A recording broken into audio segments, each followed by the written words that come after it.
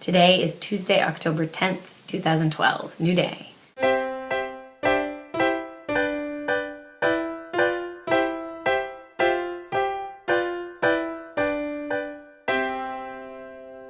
Good morning. I'm up to Psalm 27, but I'm going to start with a prayer. Dear Creator, please help me to focus, to hear your words, and to let go of any blind spots or denials in my heart and mind that would keep me from hearing the message you have for me. Amen. So, Psalm 27, a psalm of David. The Lord is my light and my salvation, so why should I be afraid? The Lord protects me from danger, so why should I tremble? When evil people come to destroy me, when my enemies and foes attack me, they will stumble and fall. Though a mighty army surrounds me, my heart will know no fear. Even if they attack me, I remain confident. The one thing I ask of the Lord, the thing I seek most, is to live in the house of the Lord all the days of my life, delighting in the Lord's perfections and meditating in his temple. For he will conceal me there when troubles come. He will hide me in his sanctuary. He will place me out of reach on a high rock. Then I will hold my head high above my enemies who surround me. At his tabernacle I will offer sacrifices with shouts of joy, singing and praising the Lord with music. Listen to my pleading, O Lord. Be merciful and answer me. My heart has heard you say, "Come and talk with me." And my heart responds, "Lord, I am coming." Do not hide yourself from me. Do not reject your servant in anger. You have always been my helper. Don't leave me now. Don't abandon me, O God of my salvation. Even if my father and mother abandon me, the Lord will hold me close. Teach me how to live, O Lord. Lead me along the path of honesty, for my enemies are waiting for me to fall. Do not let me fall into their hands, for they accuse me of things I've never done and breathe out violence against me. Yet I am confident that I will see the Lord's goodness while I am here in the land of the living. Wait patiently for the Lord. Be brave and courageous. Yes, wait patiently for the Lord.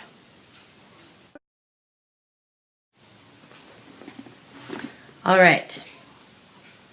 Once again, it's a psalm that I know like 6 different songs that are based on this psalm. So the whole beginning of the psalm talked about not being afraid because the Lord is defending us. And that just makes me think back a couple psalms ago about fear, and I still haven't looked up what that translation, if there's an alternate meaning for that word, for fearing the Lord. Because those things just seem contradictory to me. But I was noticing and appreciating, as a parent, so much of my job is made better if I stay calm no matter what the kids are doing.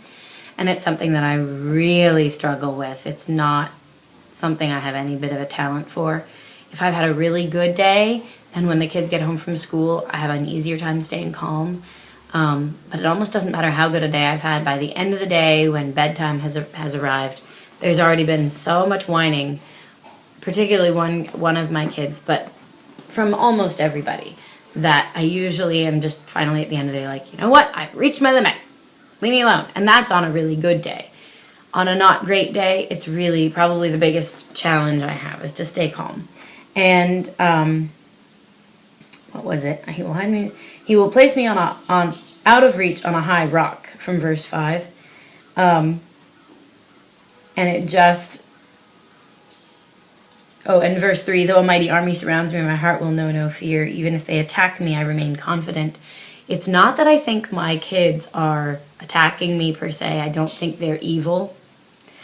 But I do think it's another way that hell manages to send in negativity into my life. Because there's a pattern of they act out, I react, they see they get something out of it and they'll do it again next time.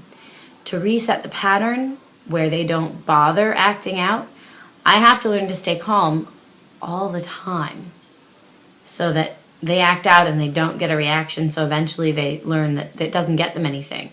they'll still throw tantrums. They'll still do things that feel attacking of my sense of inner peace.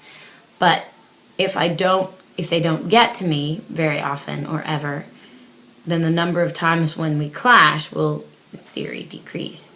But I can't get there right now. And so it's this sort of dream I'm picturing, to hear this thing of being confident even under attack. He will conceal me there in the temple when troubles come. He will hide me in his sanctuary. He will place me out of reach on a high rock. I want that. And it's hard not to get into judging and shaming myself because I'm not there yet.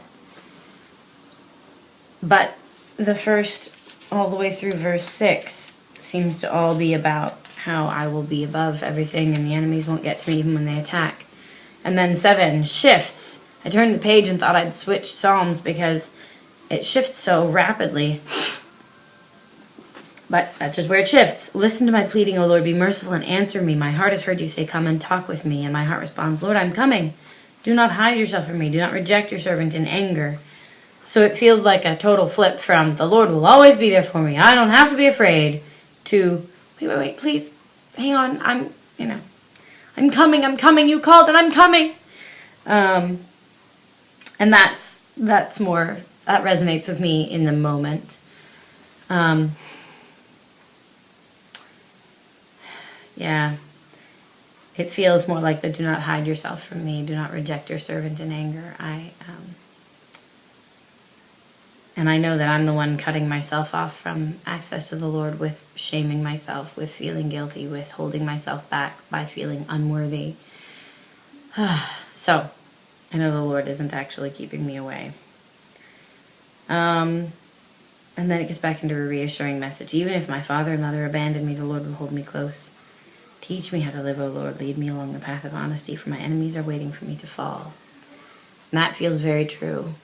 Feels like the hells will always be there, coming into my life through my kids being in a bad mood.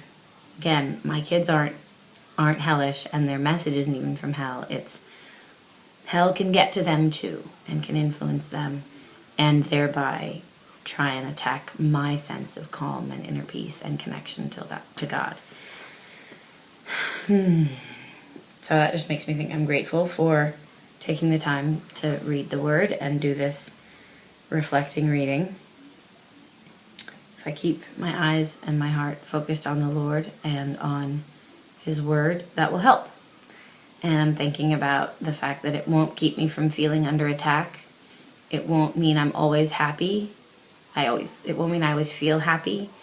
But I think I could get to a plateau, and I'm not saying anytime soon, but I think with this it is possible to reach a sort of a new plateau of peace, where even if I'm feeling crummy in the moment, I can still have the knowledge and some heart connection, sort of hang on to hope in a knowledge that it will happen kind of hope way of I will feel better again, and we will move out of conflict again, and probably sooner than I think. So that's what I got out of it. How about you? What did this psalm say to you? Thanks for joining me.